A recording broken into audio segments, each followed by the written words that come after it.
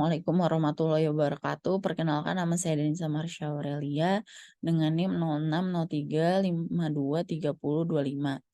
Hari ini saya akan menjelaskan tentang filsafat Kristen, membahas cara kita berpikir atau bagaimana berpikir sesuai dengan firman Tuhan dan menerapkannya dalam cara yang praktis untuk masalah yang kita hadapi dalam budaya kita. Saya akan menjelaskan tentang Immanuel Kant. Immanuel Kant lahir pada 22 April 1724 dan meninggal pada 12 Februari 1804, adalah seorang filsuf Jerman dan salah satu intelektual abad pencerahan. Karya Kant yang komprehensif dan sistematis dalam bidang epistemologi, metafisika, etika, dan estetika telah menjadikannya salah satu tokoh paling berpengaruh dalam filsafat Barat modern. Teori Immanuel Kant. Kant sendiri meyakini bahwa segala pengetahuan diawali dan disadari oleh pengetahuan terhadap filsafat. Ia meyakini bahwa kenyataan yang dilandasi oleh pengetahuan bersifat objektif. Ia mengembangkan metode penelusuran filsafat yang transendental. Ide transendental dianggapnya sebagai cita yang mengendalikan pemikiran dalam kerangka kerja ilmuwan. Ia memulai pemikiran filsafat dengan pertanyaan mengenai sumber dari dasar ilmu alam dalam diri subjek. Semua pertanyaan yang tidak terkait dengan pernyataan utama ini tidak dikembangkan sama sekali. Penyelidikan filsafat dilakukan dengan mengetahui terlebih dahulu mengenai peristiwa-peristiwa yang memiliki subjek yang dapat diselidiki dengan bukti empiris. Melalui pemikiran ini diketahui adanya objek pengetahuan di dalam subjek, tetapi sifatnya tidak dikenali. Hal yang dikenali hanya apa saja yang ada pada diri subjek. Dalam semua bentuk pengetahuan, metode filsafat kan memerlukan keaktifan dalam perkembangan subjek pengetahuan. Assalamualaikum warahmatullahi wabarakatuh. Nama saya Alifa Sadia Amri dari kelompok 2 ingin menjelaskan mengenai filsafat Kristen dengan tokoh yang bernama John Locke. John Locke adalah seorang filsuf yang lahir di Warrington, Somerset, Inggris tanggal 28 Agustus 1632. Lalu ia meninggal tanggal 28 Oktober 1704 pada umur 72 tahun dan dimakamkan di Highclere. John Locke juga merupakan seorang tokoh pendekatan empirisme yang mengatakan bahwa semua pengetahuan berasal dari pengalaman manusia. Pengaruh Locke banyak berpengaruh dalam beberapa bidang seperti pengetahuan, politik, epistemologi, dan psikologi. Pemikiran John Locke. Menurut Locke, seluruh pengetahuan bersumber dari pengalaman manusia. Locke berpendapat bahwa sebelum seorang manusia mengalami sesuatu, pikiran atau rasio manusia itu belum berfungsi atau masih kosong, diibaratkan seperti sebuah kertas putih atau tabula rasa yang kemudian mendapatkan isinya dari pengalaman yang dijalani oleh manusia itu. Menurut Locke, dibedakan menjadi dua macam pengalaman manusia, yakni pengalaman lahiria atau sense atau external sensation dan pengalaman batinia atau internal sense atau reflection. Pandangan sederhana. Pandangan yang hanya diterima oleh satu indera manusia saja, seperti warna diterima oleh mata, bunyi diterima oleh telinga. Pandangan yang diterima oleh beberapa indera, seperti ruang dan gerak. Pandangan yang dihasilkan oleh refleksi kesadaran manusia, seperti ingatan. Dan yang terakhir adalah pandangan yang menyertai saat-saat terjadinya proses penerimaan dan refleksi, seperti rasa tertarik, rasa heran, dan waktu. Pengaruh terhadap psikologi. Pemikiran-pemikiran Locke terhadap pemikiran manusia telah membawa pengaruh dalam bidang psikologi dan epistemologi.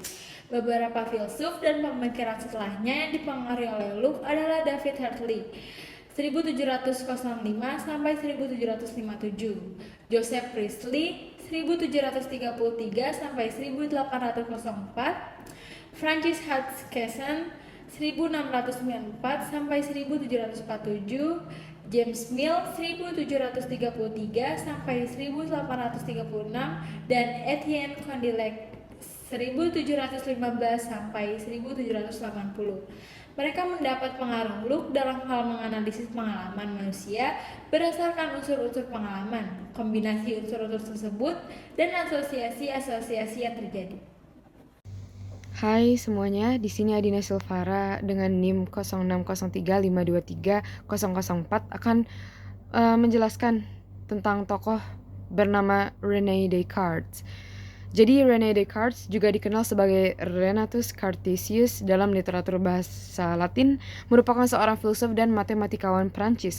Karyanya yang terpenting ialah Discours de la méthode dan Meditation de prima filosofia. Pemikirannya membuat sebuah revolusi falsafi di Eropa karena pendekatan pemikirannya bahwa semuanya tidak ada yang pasti, kecuali kenyataan bahwa seseorang bisa berpikir. Ini juga membuktikan keterbatasan manusia dalam berpikir dan mengakui sesuatu yang di luar kemampuan pemikiran manusia. Karena itu, ia membedakan pikiran dan fisik. Pada akhirnya kita mengakui keberadaan kita karena adanya alam fikir. Meski paling dikenal karena karya-karya filosofinya, dia juga telah terkenal sebagai pencipta sistem koordinat Cartesius yang mempengaruhi perkembangan kalkulus modern. Achievement or how he is known.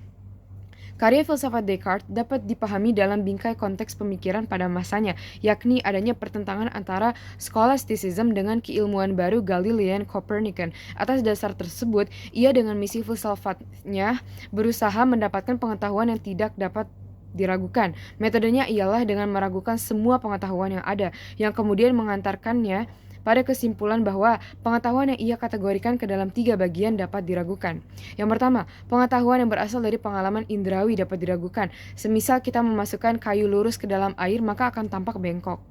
Fakta umum tentang dunia semisal api itu panas dan benda yang berat akan jatuh juga dapat diragukan. Descartes menyatakan bagaimana jika kita mengalami mimpi yang sama berkali-kali, dan dari situ kita mendapatkan pengetahuan umum tersebut. Kemudian logika dan matematika, prinsip-prinsip logika dan matematika juga ia ragukan. Ia menyatakan bagaimana jika ada suatu makhluk yang berkuasa memasukkan ilusi dalam pikiran kita. Dengan kata lain, kita berada dalam suatu matrix. Dari keraguan tersebut, Descartes hendak mencari pengetahuan apa yang tidak dapat diragukan, yang akhirnya mengantarkannya pada premisnya, cogito ergo sum. Aku berpikir maka aku ada. I think, therefore I exist. Baginya, eksistensi pikiran manusia adalah sesuatu yang absolut dan tidak dapat diragukan. Sebab meskipun pemikirannya tentang sesuatu salah, pikirannya tertipu oleh suatu matrix. Ia ragu akan segalanya. Tidak dapat diragukan lagi bahwa pikiran itu sendiri eksis atau ada. Pikiran sendiri bagi Descartes adalah suatu benda berpikir yang bersifat mental atau res cogitans, bukan bersifat fisik atau material. Dari prinsip awal bahwa pikiran itu eksis, Descartes melanjutkan filsafatnya untuk membuktikan bahwa Tuhan dan benda-benda itu ada. Ontologi Tuhan dan benda. Berangkat dari pembuktiannya bahwa pikiran itu eksis, filsafatnya membuktikan bahwa Tuhan ada dan kemudian membuktikan bahwa benda material ada. Descartes mendasarkan akan adanya Tuhan pada prinsip bahwa sebab harus lebih besar, sempurna, baik dari akibat. Dalam pikiran Descartes, ia memiliki suatu gagasan tentang Tuhan adalah suatu zat sempurna yang tak terhingga. Gagasan tersebut tidak mungkin muncul atau disebabkan oleh pengalaman dan pikiran diri sendiri, karena kedua hal tersebut merupakan sesuatu yang tidak sempurna dan dapat diragukan sehingga tidak memenuhi prinsip sebab lebih sempurna dari akibat. Gagasan tentang Tuhan yang ada dalam kepala sebagai akibat hanya bisa disebabkan oleh sebuah makhluk sempurna yang menaruhnya dalam pikiran saya, yakni Tuhan. Setelah membuktikan adanya Tuhan, Descartes membuktikan bahwa benda material itu eksis. Ia menyatakan bahwa Tuhan menciptakan manusia dengan ketidakmampuan untuk memiliki kecenderungan pemahaman bahwa benda material itu eksis. Apabila pemahaman benda material eksis hanya merupakan sebuah matriks kompleks yang menipu pikiran manusia, itu berarti Tuhan adalah penipu. Dan bagi Descartes, penipu ialah ketidaksempurnaan. Padahal Tuhan ialah makhluk yang sempurna. Oleh karena itu Tuhan tidak mungkin menipu, sehingga benda material itu pastilah ada. Bagi René Descartes, realitas terdiri dari 3 hal, yakni benda material yang terbatas atau objek-objek fisik seperti meja, kursi, tubuh manusia, dan sebagainya. Benda mental non-material yang terbatas seperti pikiran dan jiwa manusia, serta benda mental yang tak terbatas, yaitu Tuhan. Ia juga membedakan antara pikiran manusia dan tubuh fisik manusia. Pembagian ini juga mengantarkannya pada pembagian keilmuan, realitas material sebagai ranah bagi keilmuan baru yang dibawa Galileo dan Copernicus, realitas mental bagi keilmuan dalam bidang agama, etika, dan sejenisnya. Namun, dualismenya ini juga yang kerap kali menjadi kritikan bagi berbagai filsuf lainnya, seperti Berkeley misalnya. Problem utama dari dualisme tersebut ialah bagaimana pikiran dan tubuh berinteraksi satu sama lainnya, serta terjebak dalam pilihan ekstrim. Baginya benda hidup selain manusia, contohnya hewan, tidak memiliki pikiran dan jiwa, sehingga hanya dipandang sebagai bentuk material, sama halnya seperti mesin. Sekian, terima kasih. Assalamualaikum warahmatullahi wabarakatuh. Nama saya Oleh Pratiwi dari kelompok 2. Di sini saya akan menjelaskan mengenai tokoh filsafat Edward van Hartmann. Edward van Hartmann adalah seorang filsuf Jerman yang hidup di abad ke-19. Edward van Hartmann lahir pada 23 Februari 1842 di Berlin, Jerman, dari keluarga berkecukupan. Pendidikan dan karirnya, Hartmann mulai studinya di bidang hukum dan kemudian beralih ke filsafat. Dia mendalami karya-karya filsuf terkemuka pada zamannya, seperti Arthur Schopenhauer dan Immanuel Kant. Terinspirasi oleh filsuf Arthur Schopenhauer, Hartmann mengembangkan pandangannya sendiri yang dikenal sebagai filosofi metafisika panteistik. Karya dan teorinya adalah karyanya yang paling terkenal adalah Philosophy of the Unconscious, filosofi yang tidak sadar, yang diterbitkan pada tahun 1869. Dalam karya ini, ia menyatukan elemen-elemen dari idealisme, panteisme, dan determinisme. Hartmann menciptakan suatu bentuk panteisme metafisika yang memasukkan unsur-unsur kehendak bebas dan kehendak tidak sadar ke dalam pandangannya. Pengaruhnya, meskipun filsafatnya tidak selalu diterima dengan baik oleh rekan-rekannya sejawat, karyanya tetap memberikan kontribusi signifikan terhadap perkembangan pemikiran filosofi pada zamannya. Meskipun mungkin dia tidak sepopuler beberapa filsuf kontemporer lainnya, Edward van Hartmann tetap menjadi figur penting dalam sejarah filsafat Jerman pada abad ke-19 dengan kontribusinya terhadap metafisika, psikologi, dan pemikiran sosial. Sekian dari saya, terima kasih. Assalamualaikum warahmatullahi wabarakatuh. Halo semuanya, nama saya Hardana Tamtomo dari kelompok 2. Saya ingin menjelaskan mengenai tokoh dari filsafat Kristen yang bernama Thomas Aquinas. Thomas Aquinas lahir pada tahun 1225 di Roccasecca, sebuah kota di dekat Nepal, dari keluarga bangsawan Italia. Pada masa mudanya, ia hidup bersama pamannya yang menjadi pemimpin ordo di Monte Cassino. Perjalanan hidup dan pendidikannya berada di lingkungan gereja, menjadikan dia cocok disebut sebagai teolog daripada filsuf. Namun bukan berarti segala pemikiran yang ada tanpa diintervensi oleh filsafat. Ia lebih menekankan pemikiran filsafat yang dipancarkan oleh wahyu atau agama. Dengan kata lain, dia lebih mengedepankan doktrin agama dibanding pemikiran filosofis yang liar. Karya Thomas Aquinas telah menandai taraf yang tinggi dari aliran skolasticisme pada abad pertengahan. Ia berusaha untuk membuktikan iman Kristen secara penuh dapat dibenarkan dengan pemikiran logis. Ia telah menerima pemikiran Aristoteles sebagai otoritas tertinggi tentang pemikirannya yang logis. Berikut ini adalah pemikiran dari Thomas Aquinas. Menurut pendapatnya, semua kebenaran asalnya dari Tuhan. Kebenaran diungkapkan dengan jalan yang berbeda-beda, sedangkan iman berjalan di luar jangkauan pemikiran. Ia menghimbau orang-orang agar mengetahui hukum alamiah atau pengetahuan yang terungkap dalam kepercayaan. Pandangan Aquinas tentang jiwa amat sederhana. Katanya jiwa dan raga menghadirkan form, yaitu prinsip-prinsip hidup yang aktual. Kesatuan jiwa dan raga bukanlah terjadi secara kebetulan.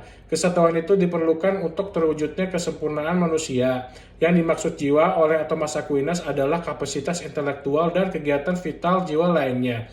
Oleh karena itu, menurut Aquinas, manusia adalah makhluk yang berakal. Dan yang ketiga, menurut Thomas Aquinas, etika adalah dasar kebaikan adalah kemurahan hati, charity yang menurut Aquinas lebih ke dermawanan atau belas kasihan.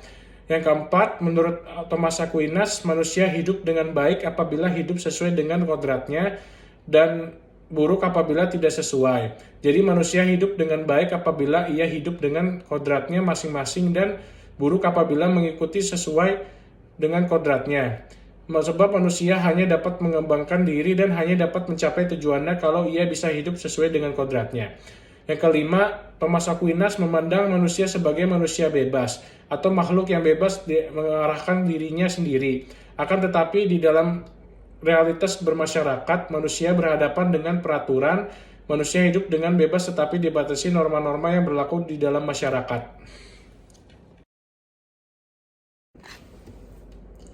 Berikut ini adalah karya-karya dari Thomas Aquinas. Yang pertama, Summa Theologiae. Yang kedua, Editio Piana. Dan yang terakhir, Editio Leonina. Sekian saja dari saya. Kurang lebihnya mohon maaf. Assalamualaikum warahmatullahi wabarakatuh.